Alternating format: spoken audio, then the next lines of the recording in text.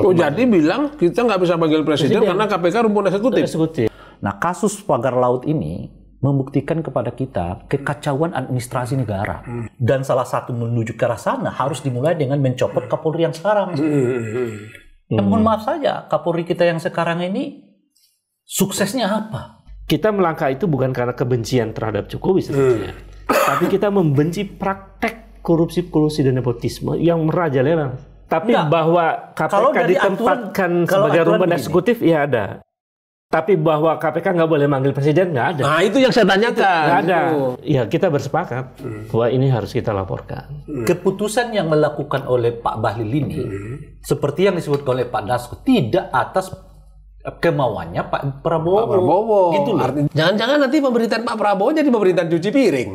Lah, yang terjadi itu. Terjadi, mau tidak mau. Saya mengingatkan masa lalu saya nih. Iya. Jangan saya kecil.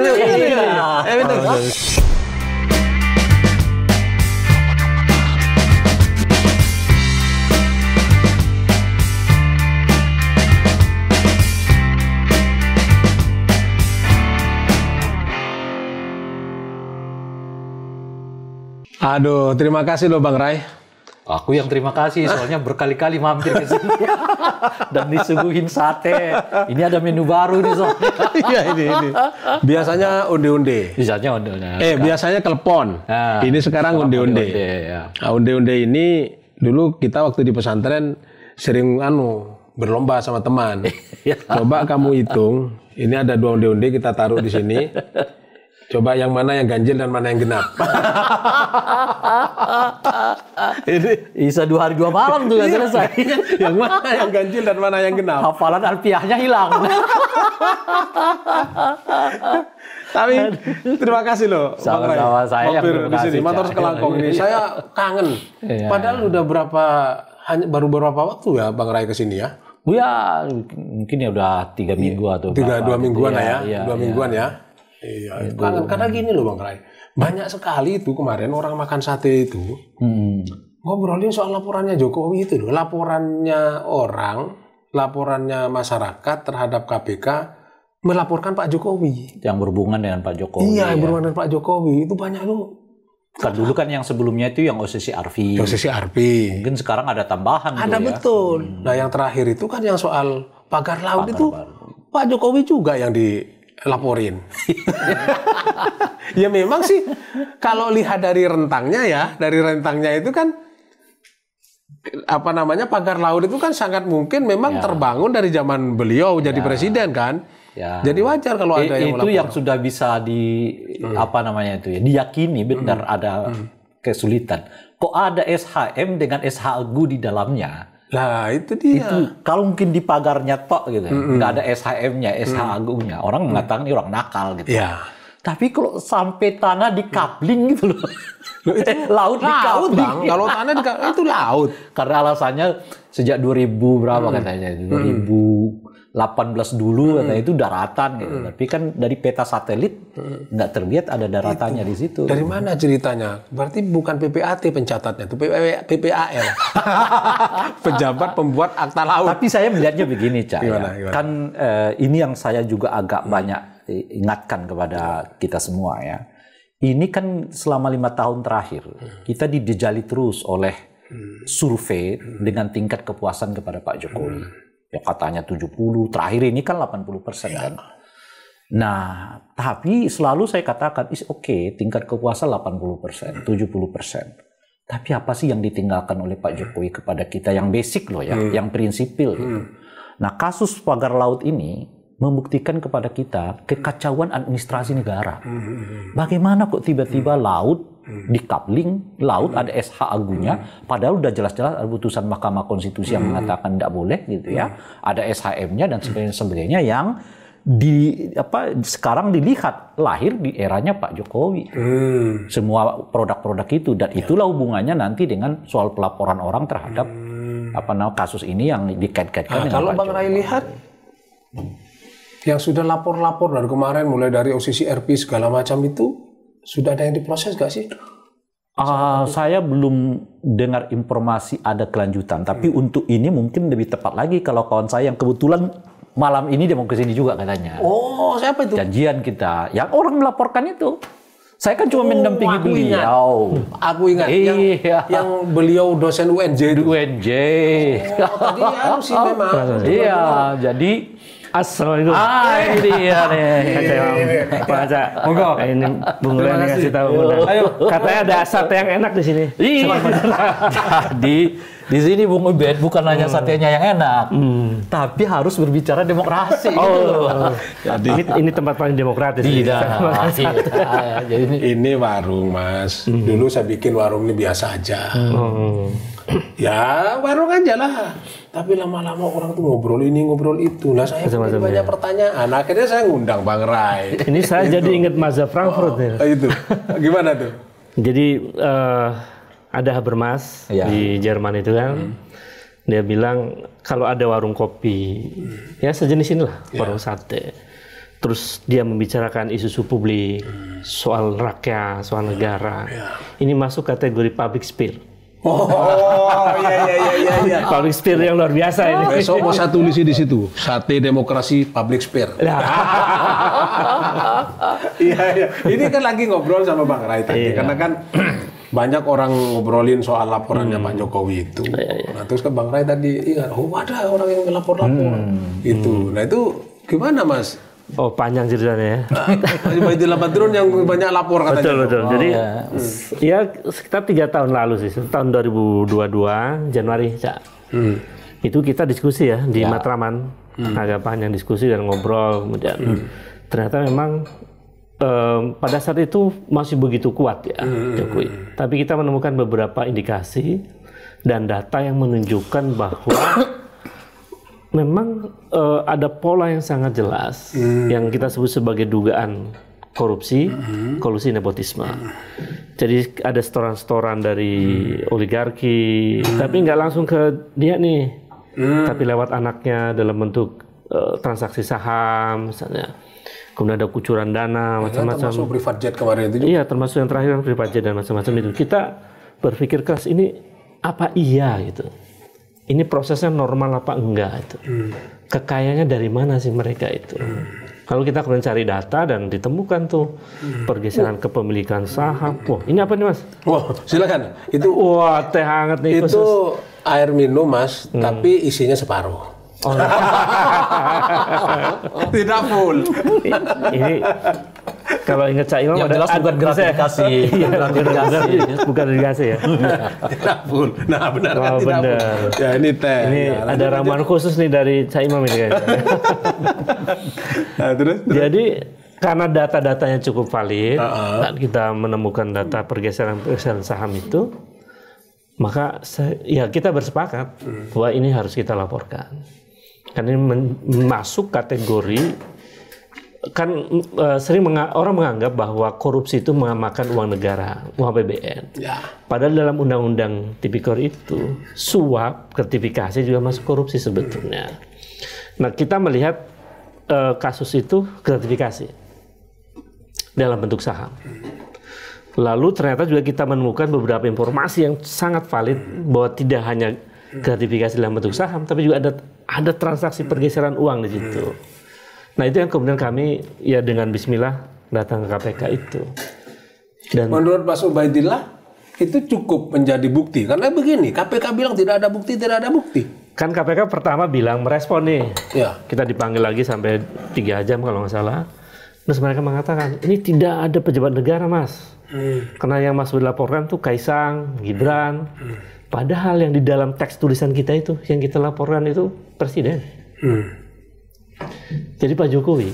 Nah Pak Jokowi pejabat negara dong, Presiden. Lalu Gibran. Gibran itu waktu itu adalah wali kota. Karena waktu itu dia masih menjabat sebagai komisaris utama perusahaan itu. Perusahaan kong-kali-kong antara Gibran, Kaisang dan anaknya. Managing Direktur perusahaan besar itu. Jadi pejabat negara. Lalu ada duta besar. Duta besar juga adalah pejabat negara. Kalau duta besar nggak saya sebutkan namanya. Kalau yang Gibran Kaisang kan udah orang publik tahu. Kaisang anaknya pejabat negara toh. Fasilitas negara melekat pada mereka. Misalnya begitu ya cara argumennya KPK. Menurut saya juga itu memang cara ngeles gitu. Iya. Bukan cara aparat penegak hukum bekerja. Ya. Karena semua orang juga tahu objek yang dimaksud itu bisa aja nggak menerima langsung, tapi sekitarnya dikumpulin gitu loh. Muter gitu. Orang juga tahu. Kan memang polanya begitu. Ya.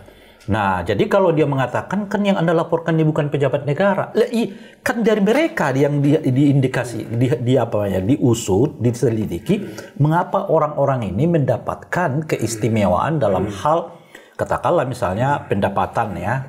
Terima kasih, Cak. Udah datang. Luar biasa. Ayo, Mas. Ini enaknya di sini. Jadi otak kenyang, perut juga kenyang. Jadi semua kebutuhan terpenuhi.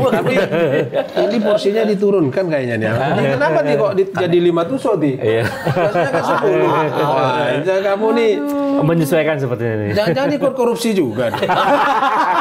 Bukan, donasi ke MBG. Oh iya. Ya, lanjut. Nah, jadi kalau KPK mengatakan begitu tuh, pertanyaannya adalah berdasar apa tiba-tiba orang-orang ini yang di sekitar Pak Jokowi ini seperti mendapatkan keistimewaan di mata para pengusaha.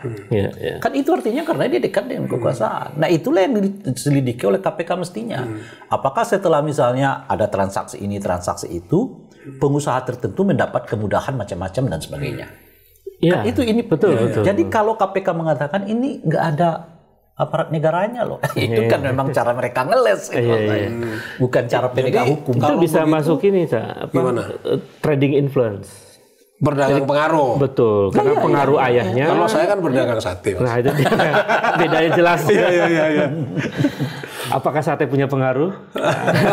Bikin kenyang itu. Pengaruh terhadap perut. Iya. Jadi kan nggak mungkin ada anak yang baru bikin perusahaan dengan mendapatkan sumber finansial yang ratusan miliar. Nah, itu dia. Iya kan, tanpa kemudian memanfaatkan pengaruh ayahnya misalnya.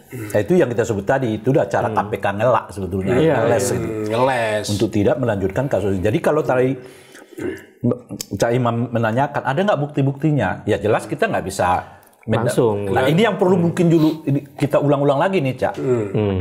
Masyarakat pelapor macam-macam, nggak bisa itu menyebut ini ada bukti. Saya kan menirukan ketua KPK, Bang. Ada buktinya katanya, Bang. Kalau KPK yang menyebut nggak ada bukti sudah sah. Tapi kalau kita kan nggak bisa mengatakan oh ini bukti. Yang bisa mengatakan bukti itu ada alat penegak hukum. APH kan? Iya. Aparat penegak Sama hukum. seperti Pak Jokowi kemarin itu kan menyebut coba dibuktikan. Ya, makanya kita bawa ke KPK supaya dibuktikan oleh KPK. Mestinya Pak Jokowinya dipanggil ya. Lah iya. Gitu loh. Jadi kalau kita masyarakat memberikan data yang kita anggap bisa dijadikan sebagai alat bukti untuk menyatakan ada dugaan tindak pidana korupsi, suap macam-macam di dalamnya gitu. Nah, ini udah buat trik nih orang sekarang. Triknya itu adalah nggak ada buktinya. Ya nggak ada buktinya, ada datanya gitu. Itu loh Bang, yang sekarang itu kemudian memunculkan skeptis di masyarakat. Ya. Dan semakin menguatkan asumsi bahwa hukum itu tumpul ke atas dan tajam ke bawah. Karena masyarakat juga kan ngapain itu orang lapor-lapor tentang presiden. Paling juga tidak akan diproses. Iya. Seperti itu. Faktanya setelah diadukan kembali oleh Bung Ubed ke KPK yang tanggal berapa tuh ya, yang Januari kemarin kan? 7 Januari. 7 Januari. Itu kita belum tahu progresnya sampai sekarang. Itu. Nah, sekarang aku mau tanya, sampai itu udah 5 kali. Paling rajin. 5 kali datang KPK ya? 5 kali datang. Itu gimana, Mas? Jadi kan ketika datang pertama itu, setelah itu kemudian dipanggil lagi tuh. Yang hampir 3 jam itu. Ya. Kemudian seiring dengan perjalanan waktu, karena mereka mengatakan tidak ada pejabat negara, saya datang lagi ke sana. Saya katakan ada. Ini masih tertulis kok di laporan kita tuh. Jelas tuh, clear. Terus nggak ada respon lagi tuh KPK. Saya kemudian datang lagi, waktu itu ada rombongan juga yang beberapa senior aktivis ikut lapor. Termasuk gengnya Abraham Samad ya, lapor. Kemudian ada TPDI dan lain-lain semua. Terakhir kemudian kemarin yang Januari sama Bung Ray juga datang lagi ke sana.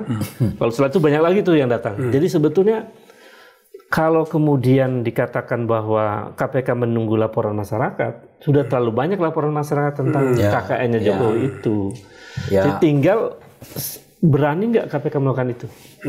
Jadi kalau berani panggil saja satu orang yang kita laporkan, apakah Jokowinya atau anaknya, itu pintu masuk untuk membuka semuanya. Kita melangkah itu bukan karena kebencian terhadap Jokowi sebetulnya, tapi kita membenci praktek korupsi dan nepotisme yang merajalela. Jadi bayangkan, kita membayangkan ya, setelah 26 tahun reformasi itu, mestinya indeks persepsi korupsi kita tuh nggak 34 gitu. Maksudnya di atas 50. Ini 34. Merahnya itu merah banget. Jadi apa faktor yang menyebabkan indeks korupsi kita itu sampai serendah ini? Ini kan ternyata kemudian justru di lapisan elit yang koruptif, istana. Karena itu ya kami sih melihat mengapa ini nggak jalan-jalan misalnya, ya karena KPK-nya. Ya itu apa jawabannya KPK ketika Mas Ubaidillah ke sana? Ketika sampai ke sana. Terakhir belum dipanggil lagi ya? Belum dipanggil lagi. Tapi waktu kita menyerahkan itu juga udah agak alot. Alotnya gimana tuh, Bang? Jadi apa namanya, Dumas ya? Di Pingpong lah, semacam itu. Lapor aja alot, Bang. Iya, jadi menurut yang menerima ini bukan paksnya dia gitu loh. Oh, bukan bidangnya. Mestinya ke sana. Ke Humas. Nah, jadi ya kita berdebat lah sedikit. Ya, akhirnya kemudian diterima. Dengan mengatakan bahwa bukti-bukti, bukan bukti tadi itu, data-data udah kita serahkan sebelumnya, ya kan. Lalu ada temuan dari OCCRV, lalu kita ingatkan kembali, sebab ada tantangan nih, baik dari KPK maupun dari Pak Jokowi. Oh jadi, gitu. Respon itu justru lebih banyak dari kita yang menanyakan, bukan KPK-nya kemudian memfollow up itu dengan memanggil. Sebetulnya begini, ya, dengan pernyataan Ketua KPK ketika ditanya wartawan terkait dengan rilis OCCRV itu, kan Ketua KPK mengatakan nggak ada laporan. Itu aja menurut saya udah menunjukkan kepada kita bahwa KPK ini akan mengelak nih. Gitu. Sebab itu kan tindak pidana umum, nggak perlu ada laporan. Gitu. Itu sama seperti apa namanya itu ya? Anda lihat orang cakar-cakaran apa? Anda nggak usah tunggu dulu. Tunggu ada yang melapor. Melapor enggak, langsung ada selesaikan kasusnya di dalam gitu. Jadi ketika Ketua KPK yang baru ini ya menyebut nggak ada laporan masuk soal OCC, itu artinya sudah memberi sinyal yang kuat kepada kita sebetulnya bahwa KPK ogah-ogahan gitu. Tapi ya supaya tidak punya argumen lagi, nggak ada orang yang laporan, ayo deh kita kesana lagi gitu. Itu ininya. Nah ketika kesana lagi itu apa lagi responnya KPK? Jawabannya apa? Itu sampai sekarang belum jawaban resmi. Mereka terima sebagai pengaduan, lalu ditulis tuh secara resmi bahwa kita minta untuk KPK membuka kembali dokumen-dokumen yang sudah pernah kita laporkan itu. Dan karena didukung oleh rilisnya OCCRV itu. Jadi sebetulnya rilis OCCRV itu mengkonfirmasi kebenaran laporan-laporan yang sudah kita lakukan. Kan terang benderang tuh. Di mata dunia kita disorot betul bahwa memang presidennya dan di zamannya itu korupsi banget begitu. Mestinya KPK respon dong. Ini menjadi isu publik kan. Tapi KPK ya begitulah. Jadi menurut saya kalau kemudian penegak hukum pemberantasan korupsi juga diem gitu ya, yang lain juga luar biasa. Jadi, supaya KPK kelihatan kerja, dia kejar-kejar Hasto tuh. Supaya kelihatan kerja. Ini kan unik itu, Cak. Paginya kita datang ke KPK, ya kan, untuk menyerahkan kembali laporan itu supaya diteliti kembali oleh KPK terkait dengan rilis sosial. Siangnya mereka melakukan ini loh, apa namanya, masuk ke rumah, penggeledahan karena kasusnya Hasto. Jadi udah langsung ditimpa. Pinter juga kalau gitu. Kan sudah saya sebutkan tadi, sejak dari awal memang KPK ini kelihatan mau mencoba nih yang ngelak dari apa namanya yang berhubungan dengan Pak Jokowi gitu loh kira-kira. Sebentar Bang, KPK itu kan apapun dialah lembaga independen. Kalau sekarang enggak lagi, meskipun statusnya independen. Katanya sudah masuk ke rumpun eksekutif. Ya. Sudah bisa ikut rapat di istana. Itu kan gimana jadinya gitu? Itu dia. Enggak, masa gini. Dan itu salah satu dosanya Jokowi yang kemudian disimpulkan oleh OCCRV, ya korupsi politik itu. Jadi mencoba untuk merubah posisi KPK yang tadinya independen dan punya otoritas lebih kemudian digeser ke rumpun eksekutif. Itu kan sebetulnya tindakan korupsi policy kan, korupsi kebijakan. Jadi setiap proses kebijakan yang koruptif itu diindikasi ada praktek korupsi dalam makna suap, dalam makna. Jadi sebetulnya kesimpulannya OCC Arbi itu benar. Itu baru satu ya kasus undang-undang KPK kan, belum yang lain begitu. Jadi Jaya, ayo Mas sambil makan Mas. Kalau presiden kita ini minum dulu boleh. Saya mengingatkan masa lalu saya nih. Iya. Jangan saya kecil. Ini nggak ada tandingan ini. Masa lalu harganya sekarang. Jadi kalau saya main ke kakek saya, ini buat ini. Enggak, ini lama-lama nanti jadi harta karun. Jadi barang antik. Betul. Dan sekarang harganya mahal loh ini. Iya. Mahal harganya ini. Iya. Nah, jadi kalau sekarang ini kan ya Pak Prabowo 100 hari kan. KPK itu udah hampir 120 hari lebih. Karena kan mereka lebih dulu tuh dilantik ya di zamannya Pak Jokowi kan. Prosesnya kan itu yang diuji. Apakah boleh satu masa periode presiden tuh melantik 2 kali anggota KPK. Ya. Ternyata oleh MK dinyatakan dibolehkan. Jadi usia KPK yang sekarang dengan pemerintah kita jauh lebih tua nih. Entah 20 hari atau 30 hari, saya kurang tahu persisnya, lupa. Yang saya mau katakan ini, Cak, dalam rentang waktu 120 atau 30 hari ini, belum ada loh tindakan hukum yang dilakukan oleh KPK. Itu dia. Kalau dulu. Jadi kalau kita buat survei nih, ibaratnya survei kepuasan, ya jelas lah, nggak ada kerjanya. Kalau dulu kan Bang, oke lah ketika itu Pak Jokowi presiden. Laporan-laporannya Mas Ubed ini kan mulai zaman Pak Jokowi presiden kan Mas? Kan 2023. Mungkin KPK-nya berpikir masa presiden mau dipanggil. Katakanlah begitu, meskipun kalau mau manggil aja kan ada masalah kan. Nah sekarang di era Pak Prabowo. Sudah bukan Pak Jokowi lagi presidennya. Masa masih tanya bukti lagi, ngeles lagi. Bahasanya itu betul, Cak. Jadi waktu kita dipanggil lagi KPK, sekitar yang 3 jam itu, diskusinya agak panjang. Di antara yang didiskusikan itu adalah ketika mereka mengatakan kami nggak bisa manggil lagi presiden karena presiden kita sudah menjadi rumpun eksekutif. Itu pernyataan langsung dari penyidik yang sempat jadi bilang kita nggak bisa manggil presiden karena KPK rumpun eksekutif. Nah, itu sejak dirubahnya Undang-Undang KPK 2019 itu. Nah, saya bilang untuk sesuatu yang sangat luar biasa. Ini kan korupsinya sudah extraordinary crime kan. Itu mestinya KPK bisa dong melakukan diskresi. Karena ini penting, panggil saja Jokowi. Tapi kan ini presiden Pak, nggak bisa. Nah sekarang sudah nggak jadi presiden lagi kan? Itu dia. Mestinya bisa. Tapi itu juga ya pernyataan, kalau itu tadi penyidik KPK ya? Iya, salah satu penyidik KPK. Ya, berdua waktu itu mereka. Kalau itu artinya revisi undang-undang ini masalah banget. Kenapa gitu? Dalam bahasa yang lain, kalau presiden melakukan tindak pidana korupsi terang-terangan, nggak bisa tuh dipanggil KPK. Bahaya seperti itu. Itu yang maksudnya tuh. Jadi artinya kita sedang membiarkan presiden untuk melakukan tindak pidana, ya entah itu suap, entah itu korupsi, entah itu nepotisme macam-macam gitu lah ya. Karena siapapun penyidiknya nggak bisa manggil. Itu kan kelanjutan dari itu. Artinya revisi undang-undang itu memang bahaya banget. Itu terjemahan, tafsiran dari undang-undang atau tuh eksplisit menjadi norma? Sepengetahuan Mas. Kalau ada eksekutifnya ada jadi norma. Dari norma? Bukan. Ada di dalam bacaan kalau saya ya. Bacaan saya ini tafsirnya si penyidik terhadap undang-undang, ya kan? Tapi kan bisa karena 2 faktor. Si penyidik objektif memaknai undang-undang itu satu. Tapi boleh jadi bagian dari tadi ngeles-ngeles itu juga gitu loh. Jadi ngelesnya kan soal lain. Iya makanya. Jadi kita berbicara aturannya. Tapi bahwa KPK ditempatkan sebagai rumpun eksekutif ya ada. Tapi bahwa KPK nggak boleh manggil presiden nggak ada. Nah itu yang saya tanyakan. Nggak ada. Itu. Makanya kan argumen dia nih kalau objektif pun gitu.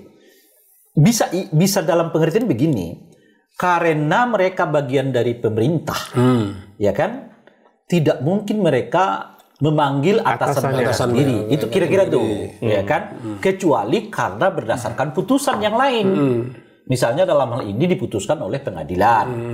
Kan memang ada ketentuan yang lainnya, misalnya begini loh, Cak. Anggota DPR itu nggak serta-merta bisa dipanggil oleh penyidik kecuali berdasarkan izin dari ketua DPR-nya. Misalnya begitu aja. Nah, ini presiden minta ada izinnya ke siapa? pengecualian ya. Iya. Nah, ini persoalannya presidennya minta izin ke siapa? Oh, dia lembaga tinggi Dia negara. lembaga tinggi. Sejajar dengan yang lain.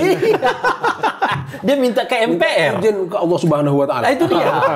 Dia minta surat izin ke MPR, MPR-nya bersidang nggak bisa tiap waktu kan dan sebagainya. Sebelum lanjut kita makan dulu. Ayo, udah ini tapi gini loh, Cak. Dari argumen-argumen yang disampaikan itu tadi ya. Ini baru nih saya dengar nih dari Ubed nih. Makin meyakinkan kita. Memang KPK itu nggak minat kalau hubungannya dengan Pak Jokowi gitu loh kira-kira. Sampai sekarang. Sampai sekarang. Luar biasa ya. Andai pun undang-undang KPK itu direvisi, jangan-jangan kondisinya masih tetap sama. Bisa juga.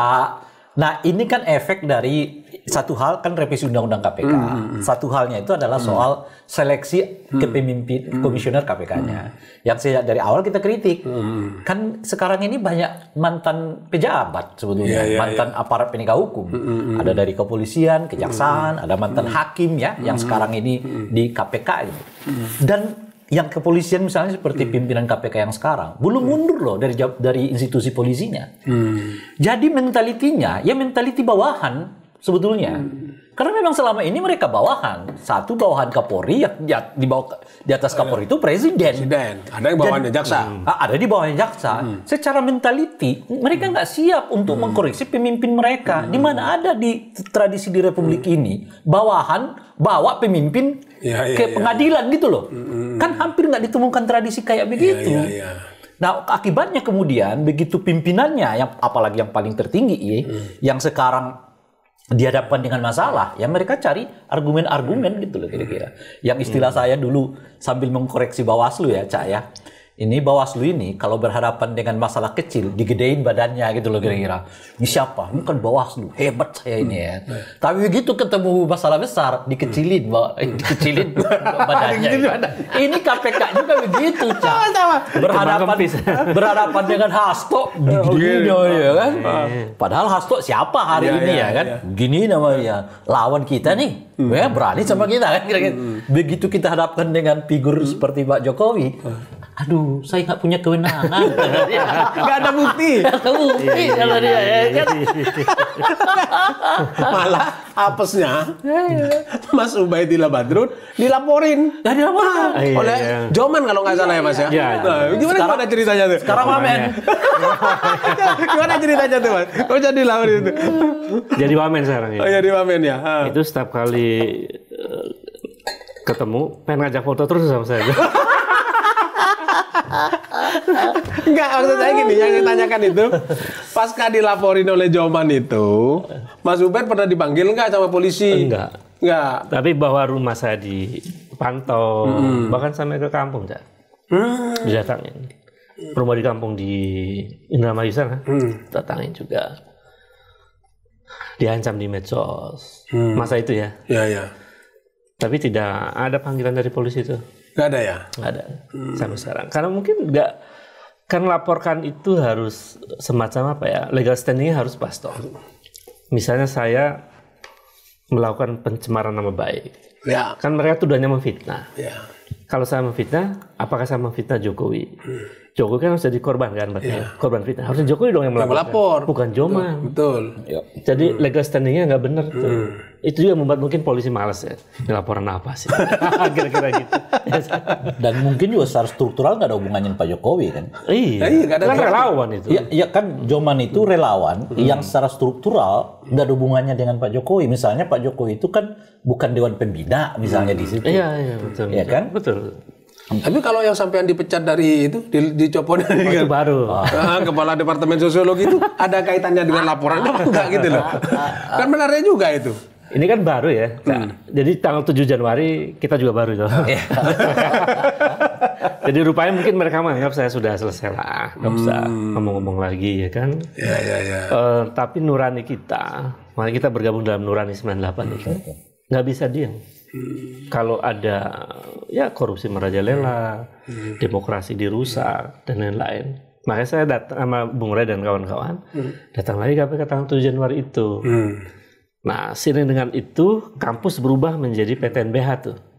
Jadi tadinya Badan Layanan Umum menjadi perguruan tinggi berbadan hukum yang membuat aturan rektor, sehingga rektor itu punya otoritas penuh.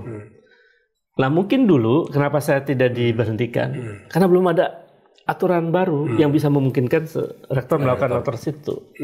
Begitu perubahan PTNBH, rektor punya otoritas buat peraturan sendiri, lalu buat pasal. Nah, disitulah pintu untuk memungkinkan rektor memberhentikan saya di tengah jalan. Mungkin rektor, termasuk di dalamnya kemungkinan untuk menerima tawaran ini ya, eksplorasi sumber daya alam, tambang. Kan tambang ditawari. Betul. Jadi kampus bukan menambang pikiran, tapi menambang batu bara. Iya. Jadi karena tidak ada penjelasan, pemberhentian satu nggak ada penjelasan, tidak ada penjelasan. Sehingga menimbulkan interpretasi yang ya sangat rasional kalau orang mengatakan ada hubungannya dengan tadi kan salah satu yang dilaporkan oleh masyarakat itu ya tentang Pak Jokowi itu kan soal pagar laut itu. Oh ya. Ini kalau dari sisi pemerintahnya kan Nusron Wahid lah ya sebagai Menteri ATR BPN-nya kan sepertinya langkahnya tegas nih. Ada 6 pejabat dia pecat. Meskipun itu levelnya yang di kepala-kepala BPN itu. Nah, kalau menurut analisanya Mas Bang Ray ini, kira-kira langkah Nusronnya Menteri ATR BPN masih akan terus lanjut atau terhenti nih? Kan sekarang relatif nggak kelihatan lagi tuh perannya Bung Nusron ya. KKP-nya kelihatan yang muncul sekarang. Tapi kan memang orang sudah juga beralih ke isu soal penegakan hukumnya. Makanya sudah ada yang lapor ke jaksa, udah lapor ke polisi maupun lapor ke KPK. Nah, tapi sebelum saya ke polisi jaksa itu, saya ke Nusronnya dulu. Dalam hal ini, oke lah, Nusron bagus. Oke lah ya. Gebrakannya oke lah ya. Jiwa aktivisnya masih ada. Iya. Karena yang lain kan udah pada diam tuh. Lalu tiba-tiba Nusron sendiri yang ngomong di DPR awalnya kan. Meskipun setelah itu KKP masih mencoba ya kan. Ya apa namanya? Inilah akhirnya Nusron memperlihatkan sendiri yang 236 atau berapa itu ya SHM yang sudah ada di situ, baru kemudian semua terlibat lagi. Nggak ada lagi celah untuk keluar kan, yang udah jelas di data mereka ada SHM sekian banyak dan sebagainya. Ya akhirnya rombongan lah ya kan, KKP-nya masuk lagi, ininya masuk lagi, apalagi masuk instruksi presiden melalui Panglima Angkatan Laut ya, cabut gitu pagar bambu macam-macam. Meskipun belum selesai kayaknya. Ya, jadi rame-rame lah, ya seperti biasa lah, rame lah ke sana, bla gitu. Nah sekarang orang masuk ke isu soal hukumnya, penegakan hukum. Nah cuman kasus ini kan kalau dalam pandangan kita terang benderang banget gitu.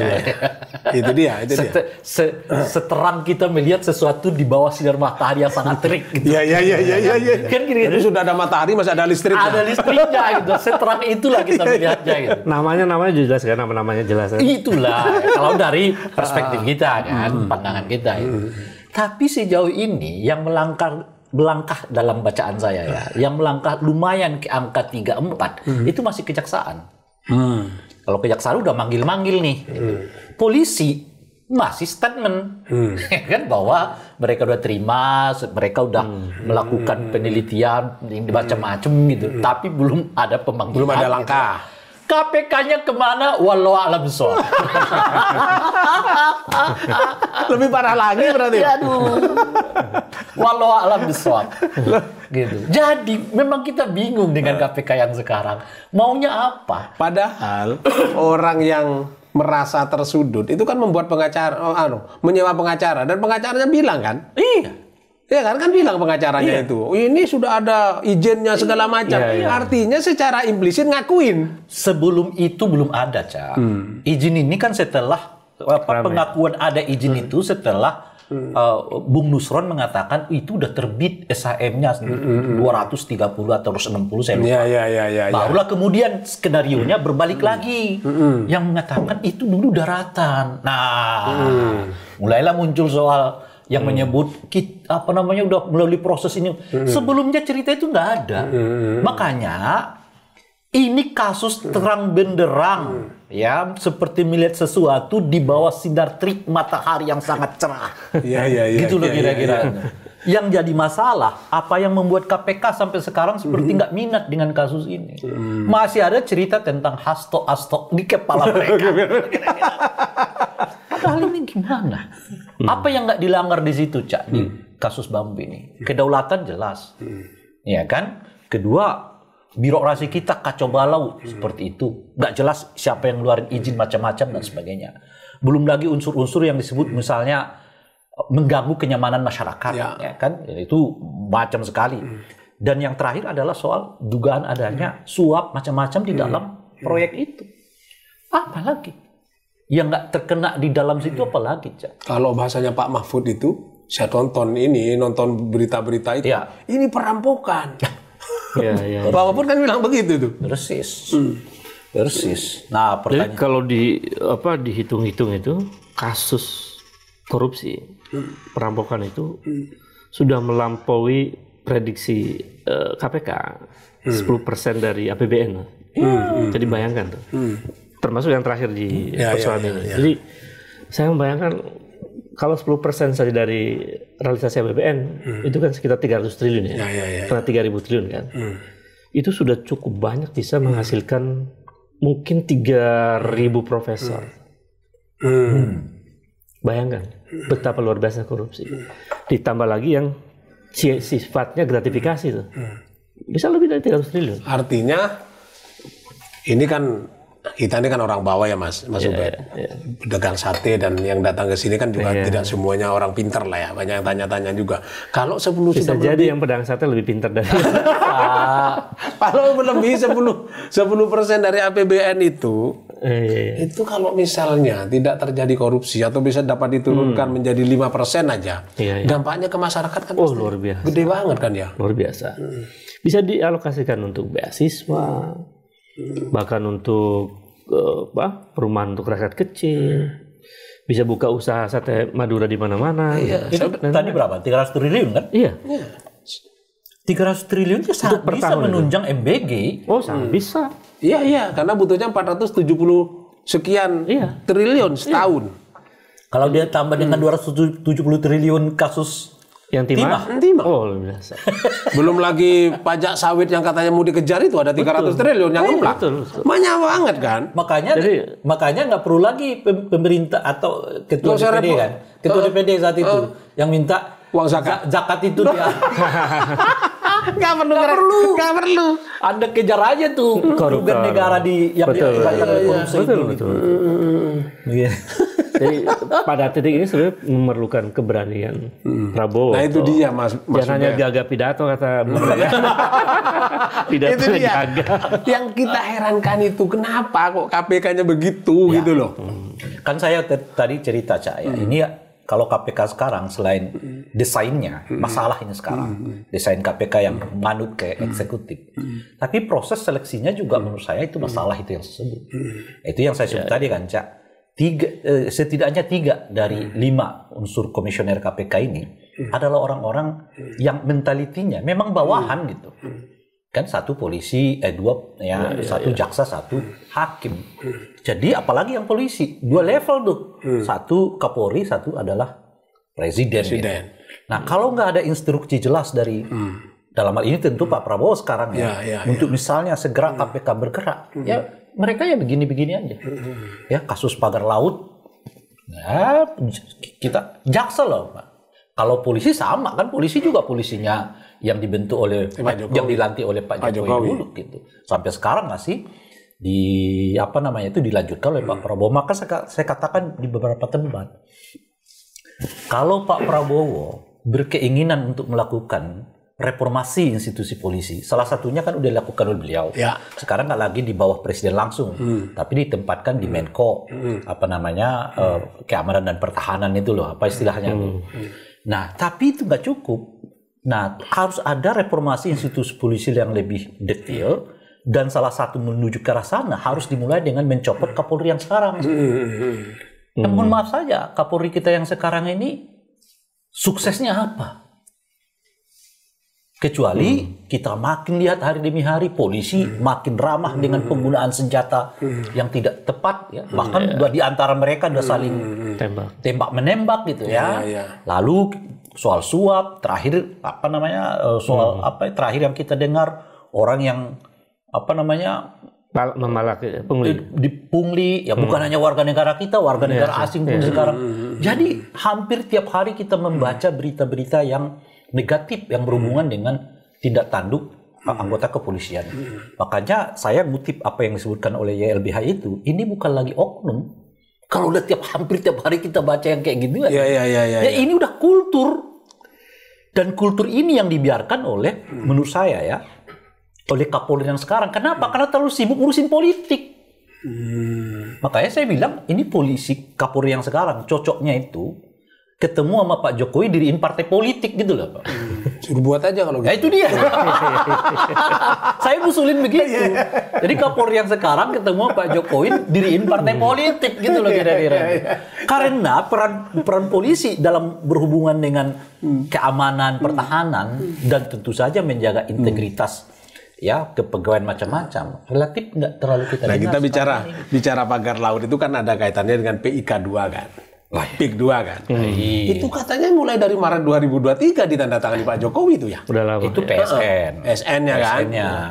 Nah, itu indikator menentukan itu PSN pun sebetulnya belum jelas. Tidak memenuhi syarat. Nggak memenuhi syarat lah. Sebagai PSN itu. Seberapa strategis sih dua itu? Coba kita cari argumen apa yang membuat bahwa posisi itu strategis. Nggak ada. Tapi justru diserahkan, negara membuat status dari pemilikan swasta menjadi strategi nasional. Dan itu artinya ada uang negara diguyur ke situ. Jadi nggak tepat. Apa kepentingannya di situ? Jadi secara indikasi bahwa menentukan proyek strategis nasional itu menurut saya tidak tepat. Dari situ sudah tidak bisa dibenarkan. Artinya menurut Mas Ubed, mending uang itu digunakan untuk kesejahteraan sosial yang lain, misalnya gitu ya. Ada skala prioritas yang lain. Banyak saya kira persoalan pendidikan, soal sumber daya manusia, soal kesehatan, soal misalnya menangani kemiskinan. Itu kan jauh lebih penting ketimbang kemudian uang digelontorkan untuk merubah status kepemilikan swasta menjadi strategis nasional. Dari awalnya sudah salah, maka bertubi-tubi tuh langkah-langkahnya pasti ada manipulasi. Dari situlah kemudian mungkin sampean menilai bahwa di situ ada praktek yang tidak wajar lah ya. Ada apakah itu gratifikasi atau apa gitu. Betul. Makanya lagi-lagi ya nyasar ke Mulyono juga ya kan? Gitu. Jadi saya kira ini tantangan berat juga sih buat termasuk loh ya. Hari ini kan kita agak terkejut dengan susahnya mendapatkan gas melon. Karena nggak boleh lagi pengecer tuh. Warung-warung Madura itu udah nggak boleh lagi kan sekarang jual gas harus langsung ke agen ya. Nah, jadi pertama yang saya herankan itu, kok dikeluarkan setelah tanggal 1 Februari. Kenapa nggak tanggal 1 Januari? Persis pertukaran tahun kan, dari 2004 ke 2005. Oh, ternyata di Januari itu persis 100 harinya Pak Prabowo, jadi tunda dulu lah ya. Kira-kira gitu lah ya kan. 100 harinya tanggal 1 Februari. Nah, tanggal 1 Februari. Nah, iya makanya. Kan kalau nanti di survei jadi ini. Jadi survei nanti kan tingkat kepuasan nggak 80,sekian% dong. Bisa-bisa mandek gitu ya kan. Nah, akhirnya setelah diketahui kepuasan 80,sekian%, barulah kebijakan soal gas ini dikeluarkan gitu ya. Nah, itu satu. Nah, yang menarik bagi saya, kan menteri yang ngelola gas ini adalah menteri yang sama dulu bekerja selama 5 tahun bersama dengan Pak Jokowi. Pertanyaan saya, mengapa kok seperti baru-baru diterapkan sekarang oleh Pak Bahlil? Bahkan uniknya, diceritakan oleh Pak Dasko bahwa ketentuan itu ternyata tidak atas dasar perintah Pak Prabowo. Artinya Pak Bahlil jalan sendiri nih. Nah, itu satu hal lain. Tapi hal yang jadi pertanyaan saya adalah, kenapa menteri yang sama nggak memperlakukan ini dan nggak menyiapkan ini selama 5 tahun di eranya Pak Jokowi? Kan menterinya orangnya sama. Kelanjutan sifat pembuahannya kelanjutan. Lu baru diterapkan sekarang dan itu pun dilakukan dengan cara yang sepertinya terburu-buru. Meskipun hari ini saya baca berita itu Pak Prabowo sudah membolehkan pengecer itu berjualan lagi. Itu artinya kan keputusan yang melakukan oleh Pak Bahlil ini seperti yang disebutkan oleh Pak Dasko tidak atas kemauannya Pak Prabowo. Gitu loh. Artinya dia jalan sendiri. Dalam bahasa yang lain dia jalan sendiri. Itu persoalan tersendiri tuh. Koordinasi di antara menteri dengan Pak Prabowo kan. Tapi yang menarik bagi saya itu ini menteri yang sudah bekerja dengan Pak Jokowi selama 5 tahun sebelumnya, sekarang bekerja dengan Pak Prabowo, menerapkan ketentuannya dengan terburu-buru di era Pak Prabowo yang semestinya bisa dilakukan oleh beliau di zamannya Pak Jokowi. Jadi ada apa ya? Ada apa? Atau setidaknya beliau sudah buat skenarionya sejak dari zaman Pak Jokowi sehingga nanti di eranya Pak Prabowo tinggal landas. Jalan, jadi kalau ada pun keributan macam-macam itu terjadinya di eranya Pak Prabowo Jokowi, bukan sekarang gitu loh kira-kira tuh. Nah itu yang bagi saya menarik karena orangnya sama. Kecuali bedanya Bung Rai Terkenal kritik. Sampai dibilang haters. Hatersnya Jokowi katanya. Luar biasa. Tapi kan sesungguhnya apa yang disampaikan oleh Bang Rai ini kan kritik membangun. Kan orangnya sama, Cak. Kecuali misalnya dari Ubed ke saya. Beda menteri, beda kebijakan. Itu selalu akan terjadi begitu. Lah ini kan kelanjutan. Kelanjutannya lebih asik lagi orangnya sama. Enggak, aku kembali ke hater tadi. Beliau nih dibilang hater gitu. Padahal kemarin ketika ke sini Pak Rendal Kasali itu ada saya nonton di ruang sahabat itu sama Pak Mahfud MD, dia bilang sekarang itu kalau kita mengkritik dibilang benci. Iya, benci. Gitu. Itu gimana tuh maksudnya? Sakit hati. Iya, dibilang sakit hati. Makanya beliau ini dibilang hater. Iya, dibilang sakit hati. Karena memelihara kebencian. Bersihkanlah hatimu. Iya. Kita sudah terlalu kenyang, Cak. Kenyang dari bertahun-tahun ya. Terus dia bilang, ini karena nggak kebagian jatah menteri. Iya. Jadi sebenarnya pada titik itu juga ini, Cak, menunjukkan bahwa ada PR besar yang banyak pada pemerintahan Prabowo. Makanya kalau saya ditanya, apakah Prabowo mampu merubah keadaan?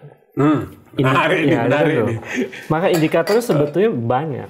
Di antaranya misalnya, seberapa mampu Prabowo memberhentikan Kapolri misalnya. Seberapa mampu Prabowo menghentikan menteri-menteri yang rapotnya merah. Termasuk yang tadi disebutkan dan seterusnya. Jadi kalau Prabowo mau melakukan itu, saya kira itu tanda-tanda Prabowo berubah. Tapi kalau tidak, tesis yang mengatakan bahwa Prabowo adalah kelanjutan Jokowi, ya menjadi benar. Jadi nggak ada perubahan sama. Jadi sampai sekarang ini masih boleh orang berasumsi bahwa ini kelanjutan dari Pak Jokowi. Iya. Karena belum ada perubahan sama sekali. Iya, betul. Terutama yang tadi disebutkan oleh Bang Rai. Betul. Meskipun saya menangkap gejalanya ada.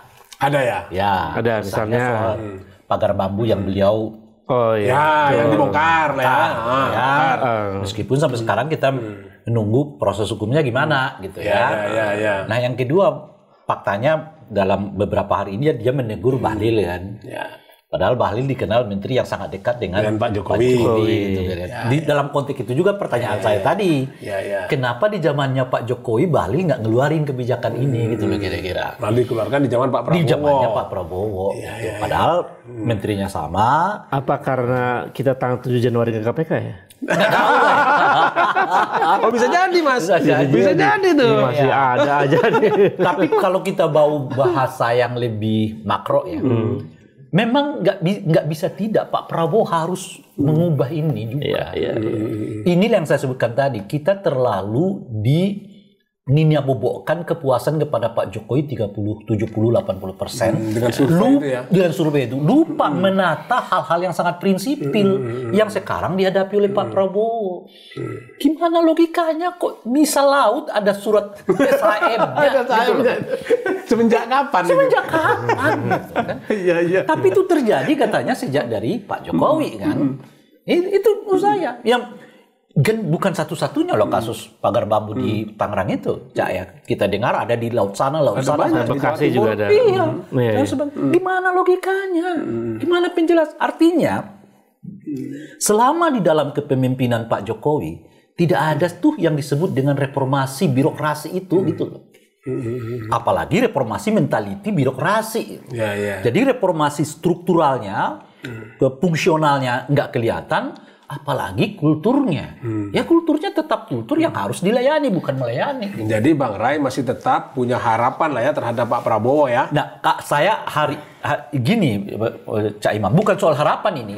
Memang akhirnya Pak Prabowo dihadapkan dengan persoalan-persoalan kayak begini. Mungkin dia datangnya secara alami. Dan mau tidak mau ya soal pagar bambu itu kan datang secara alami itu. Dan ternyata Nusron maju, nggak ada lagi kan dan sebagainya gitu. Jadi ini bukan soal, maksud saya bukan soal apa istilahnya itu ya, tapi ini yang memang mau tidak mau harus dihadapi oleh Pak Prabowo. Karena persoalan-persoalan fundamental ini pada akhirnya nggak bisa ditutup-tutupi juga. Saya khawatir begini loh, Bang Ray, Mas Ubed, Mas. Jangan-jangan nanti pemerintahan Pak Prabowo jadi pemerintahan cuci piring.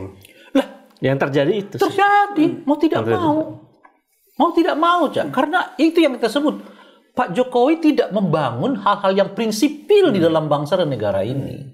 Dia abaikan tuh. Demi target 80% kepuasan publik. Kalau begitu, sekarang pertanyaan saya berikutnya begini. Yang saya mau katakan gini, Oke.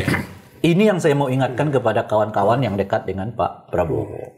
Jangan jadikan pola seperti Pak Jokowi dengan Pak Prabowo.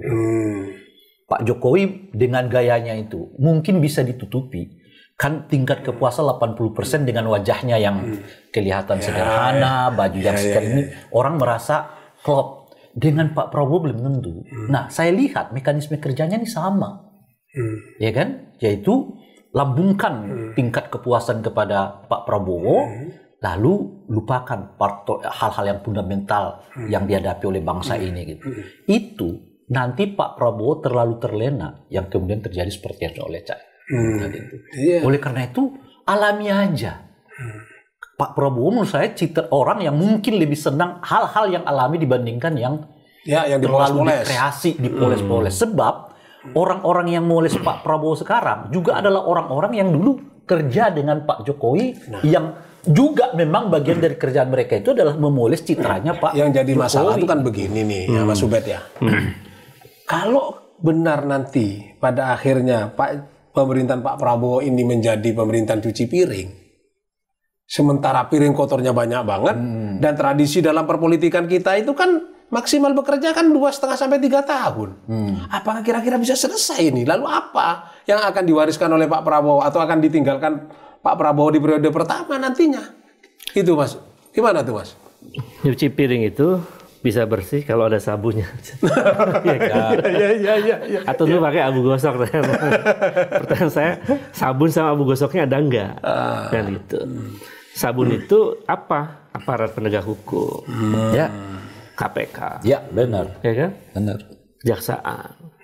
Jadi kalau lembaga-lembaga penegak hukum itu sebagai sabun untuk pembersih dari seluruh kotoran, masih kotor, ya nggak mungkin terjadi peristiwa yang kita harapkan itu. Sama seperti nyapu halaman yang kotor pakai sapu yang kotor juga. Itu nggak mungkin. Maka di situ, karena situasinya sedemikian parah ya, menurut saya Prabowo perlu melakukan langkah-langkah radikal. Segagah pidato-pidatonya. Langkah-langkah radikal itu apa? Ya diantaranya tadi. Bagaimana Prabowo kemudian mengajak, kan tidak boleh intervensi hukum kan, sebagai presiden. Tapi dia bisa dong mengajak diskusi dengan KPK.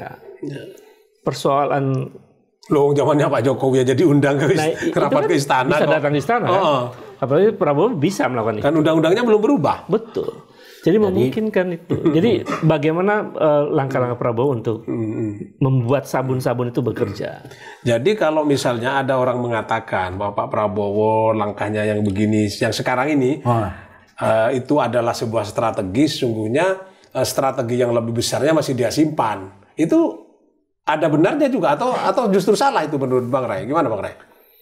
Strategi apa ya? Saya juga. Iya kan banyak orang yang bilang begini, ini Pak Prabowo ini kan sekarang masih diam aja tuh. Terkait? Ya terkait dengan kasus-kasus ini kan kesannya Pak Prabowo ini anu kan? Nggak, saya lihat enggak ya. Enggak ya. Lebih pada aspek beliau sedikit lebih hati-hati. Gitu. Ya kita bisa pahami kenapa kehati-hatian itu, karena ini kan akan melibatkan aktor-aktor besar kan, ya. Baik secara ekonomi maupun secara politik. Gitu. Mungkin karena itu langkah-langkahnya nggak apa namanya itu ya, seradikal ya, sefrontal yang dibayangkan.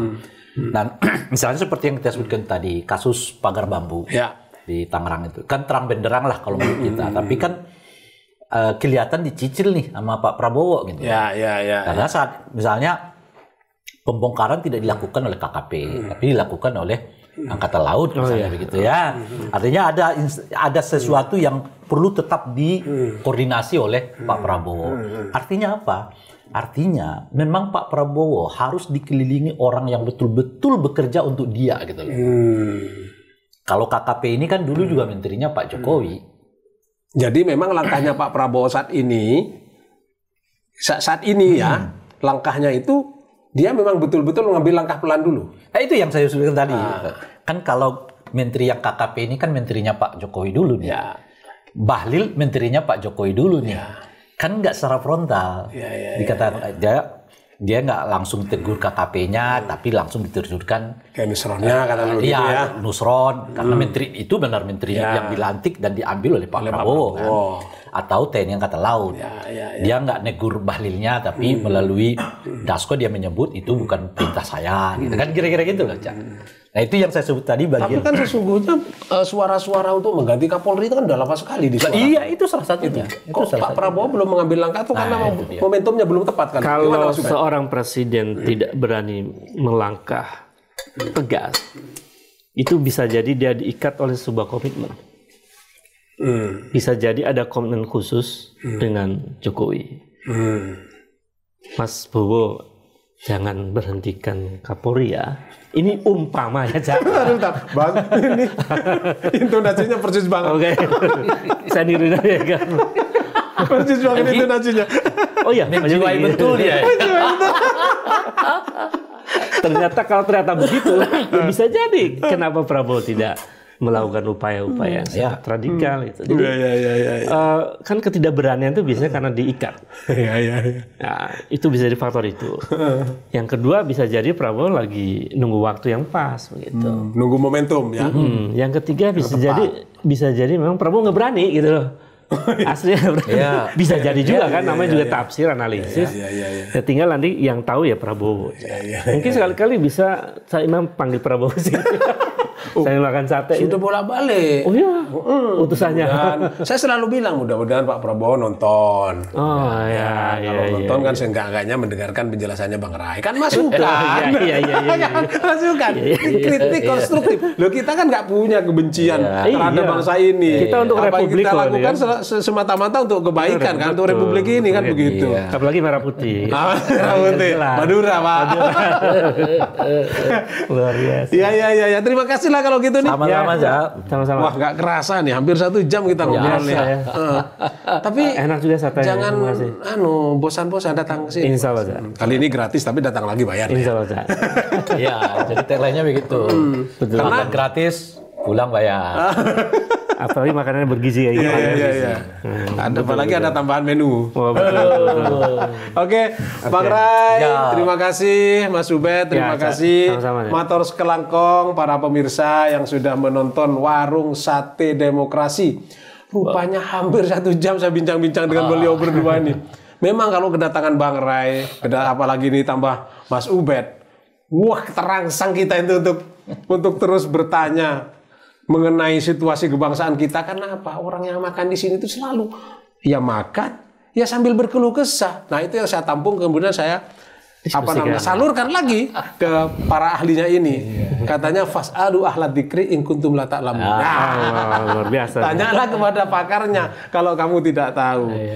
Jadi sekali lagi saya mengucapkan terima kasih kepada para penonton yang sudah menyaksikan Sate Demokrasi kali ini. Ubur-ubur ikan lele. kritik itu peduli, bukan benci le.